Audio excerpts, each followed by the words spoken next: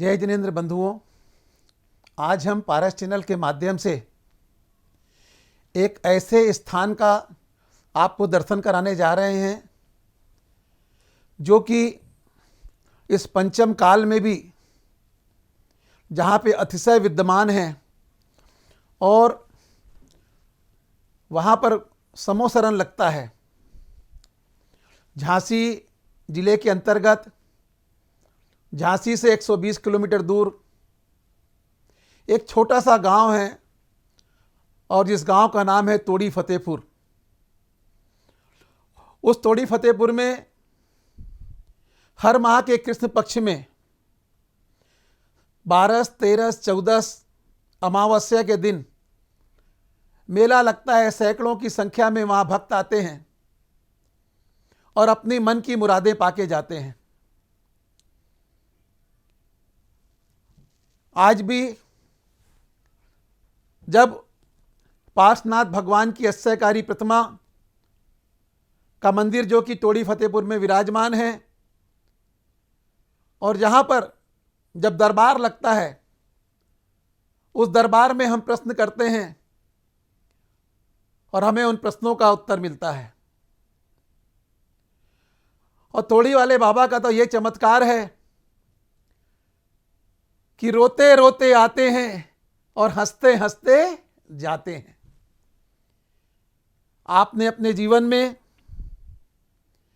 अगर तोड़ी फतेहपुर के दर्शन नहीं किए हैं तो जरूर एक बार जाना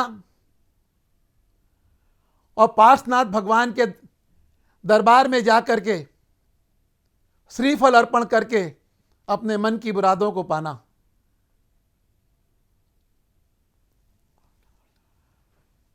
एक ऐसा दरबार जहां सब बीमार व्यक्ति आता है वो स्वस्थ होके जाता है, जो लंगड़ा के आता है वो चल के जाता है। कहते हैं किसी का कैंसर ठीक हो रहा है, कई प्रकार की आदि व्याधि दूर होती है। ऐसा दरबार तोड़ी वाले बाबा के दरबार में आप जरूर आएं और आइए हम वहाँ तोड़ीपुर वाले बाबा के प्रवचन और आपको वहाँ के दर्शन कराते हैं पारस चैनल के माध्यम से। आप देखते रहिए तोड़ी वाले बाबा अस्सयकारी भगवान पार्श्वनाथ भगवान के दर्शन कर अपने जीवन को धन्य करें। जय जिनेंद्र।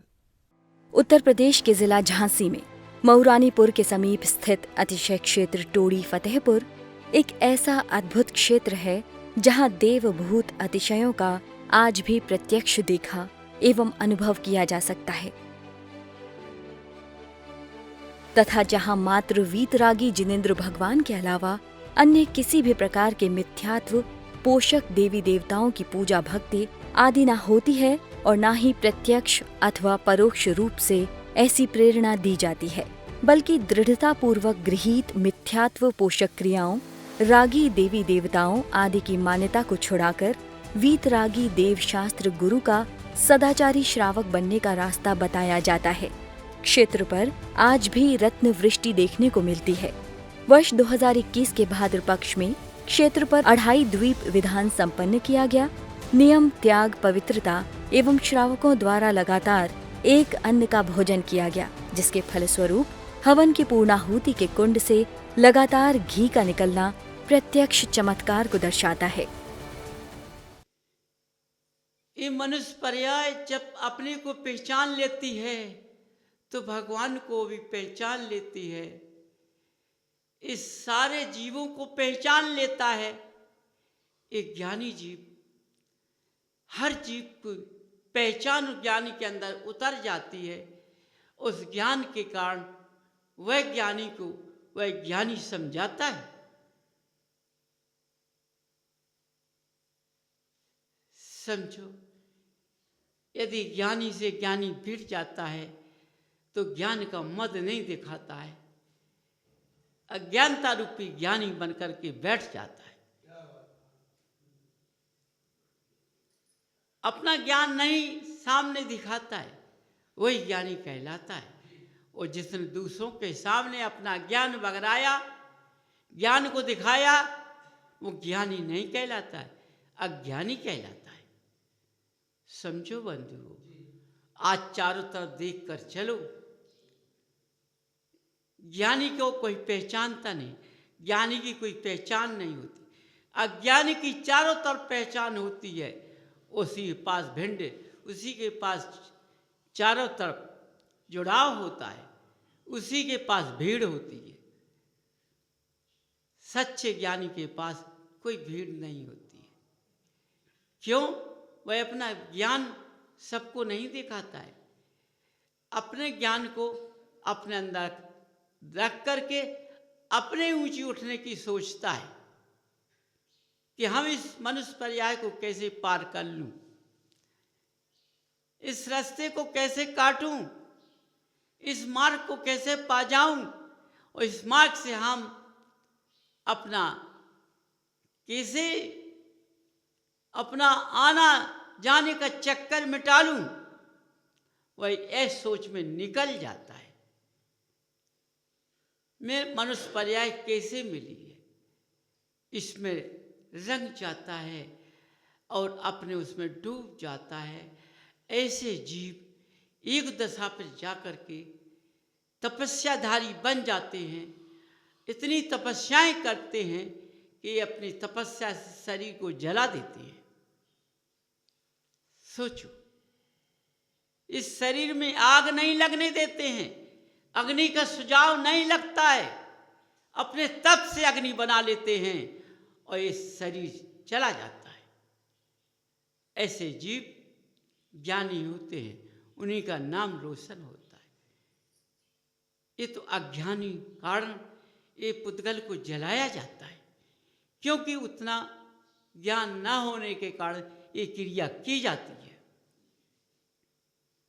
समझो, देखो, तुम लोग अपनी गृहस्थ अवस्था में दूध को उबालते हो बर्तन में रख के, तो पहले बर्तन तपता है। पहले क्या तपता है? बर्तन तपता है। ये पुद्गल बर्तन है, पुद्गल बर्तन है। इसके अंदर आत्मा बैठी हुई है। आत्मा नहीं तपती है, पुद्गल तपता है। जब पुद्गल तपता है, बर्तन तपता है, इसके बाद में दूध उबलता है, वह गर्म होता है। देखो, बर्तन इतना तप जाता है, दूध उबलते उबलते उबलते, उबाल लेते लेते लेते लेते उड़ जाता है। क्या बन जाता है? मावा बन जाता है। इसी तरह से इस शरीर का ढांचा, इस शरीर का पुद्गल तपते तपते ढांचा बन जाता है। जब ढांचा बनता है, इसकी मांसपेशियां नहीं दिखाई देती हैं। आज साइंस के युग में देखो, ढांचे को दिखाते हैं, पुद्गल को नहीं दिखाते हैं, ढांचा दिखाते हैं।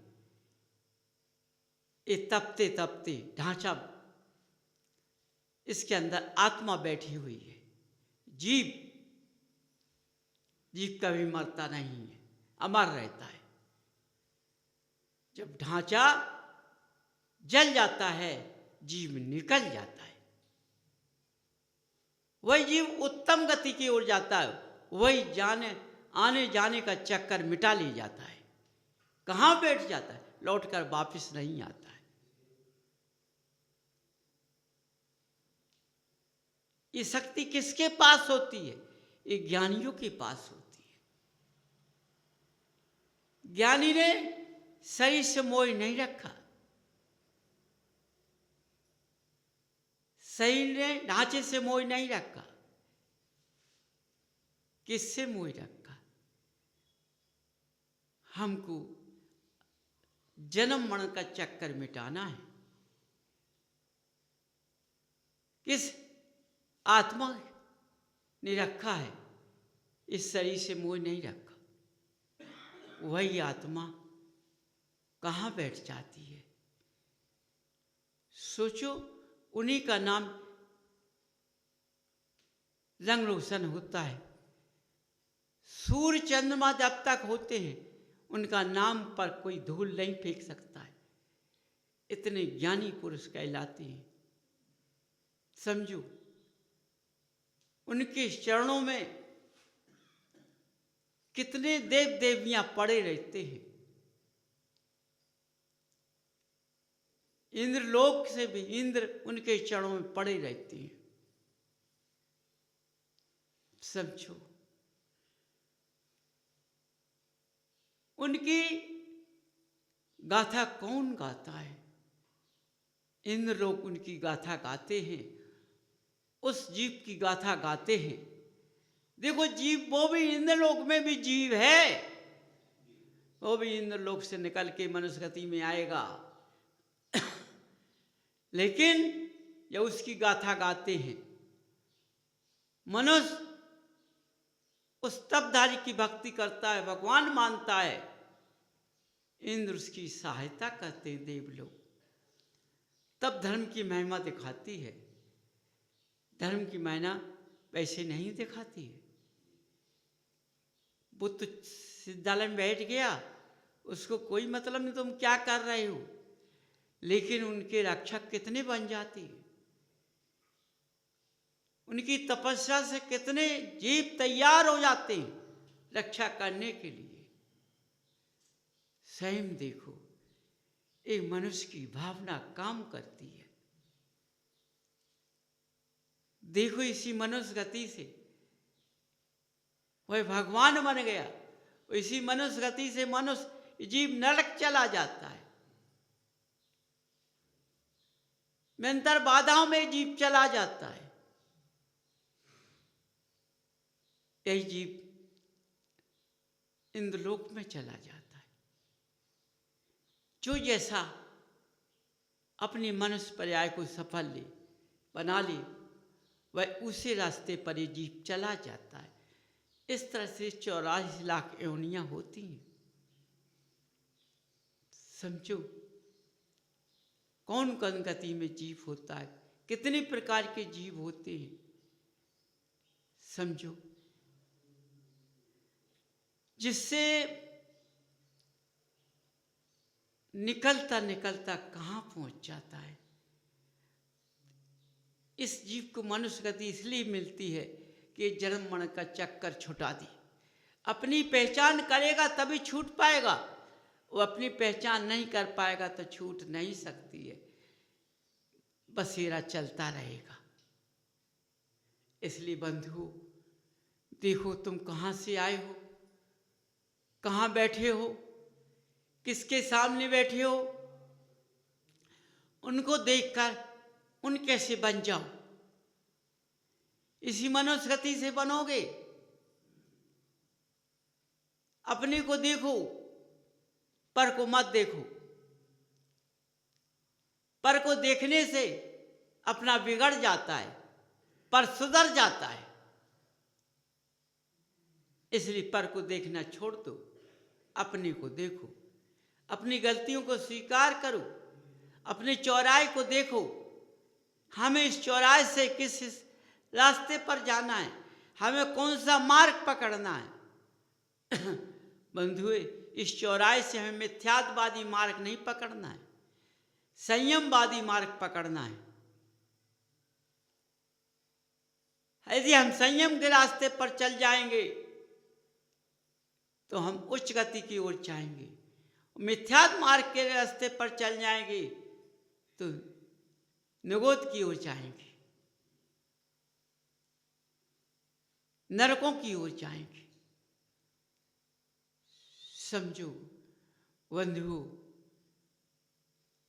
सोचो, यदि ये पुद्गल तुम्हें कहाँ ले जाना है, यदि तुमने इस पुद्गल को तपाया नहीं, तपा नहीं पाया,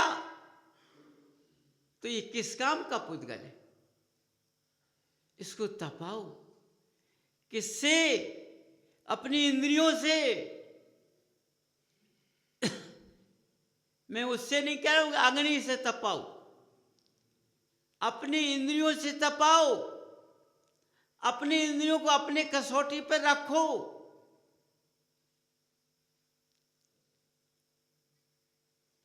किसी के लालच में, किसी के मायाचारी में नहीं आना है। भोग दशा में नहीं बदलना है, एक दशा में बदलना है। मिथ्यावादी जीव बंधु मनुष्य मिथ्यात्व मार्ग पर चलता है तो भोग दशा में आ जाता है। संयमवादी जीव एक दशा में बदल जाता है, एक रास्ते पर चलता है, वही तपधारी बनता है। बंधु, यदि तुमने इस जमाने में, इस समय में, देखो समय बदलता है, समय का कोई दोष नहीं। इस समय ने तो मनुस्मृति में लाया है और चौराहे को भूल गए तो समय बदल गया, फिर लौट कर नहीं आता है। और यदि चौराहे को पकड़ लिया, चौराहे से मार्ग को पकड़ लिया तो ये समय फिर नहीं मिलेगा। आगे की ओर बढ़ो, इससे और अच्छा समय आएगा। समझो, समय का फेर होता है। यदि तुम्हारा अच्छापन है तो समय अच्छा मिल जाएगा, बुरापन है तो बुरा समय मिल जाएगा। समझो, ये कैसे मिलते हैं? एक दूसरे की आलोचना करने से। हमें एक दूसरे की आलोचना नहीं करनी है, उस आलोचना से लाभ क्या मिलना है हमें। बंधु, ज्ञानी पुरुष किसी की आलोचना नहीं करता है। समझो, जो गलत रास्ते की ओर चलते हैं, ज्ञानी बनते हैं, धर्मधारी बनते हैं, तपधारी बनते हैं, वही मनुष्य। समझो।